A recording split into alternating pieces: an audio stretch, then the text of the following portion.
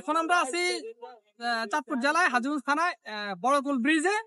সেটা আসলে আপনার হাজীগঞ্জের সবচেয়ে বড় যে ব্রিজ আসলে এটা। তো এটা তাদের যাতায়াতের একমাত্র মাধ্যম ছিল যে নৌকা।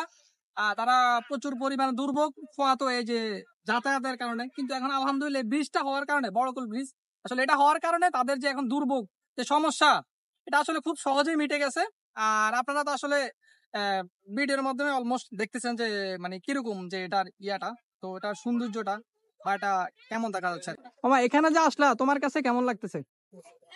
আসলে সবসময় তো ভালোই লাগে, যেখানে যে নতুন একটা প্লেসে গেলে অলওয়েজ ভালো লাগে।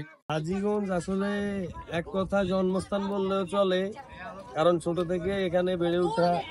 এই বড়কুল ব্রিজ আগে মানুষ অনেক কষ্ট করে নৌকা দিয়ে আসা যাওয়া করতো।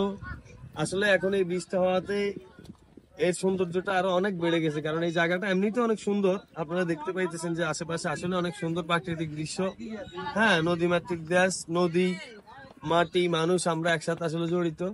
তো আসলে এখন অনেকদিন পরে এই পরিচিত জায়গাটাতে আসলাম ভাই ব্রাদার তোমাদের সাথে, অনেক ভালো লাগতেছে।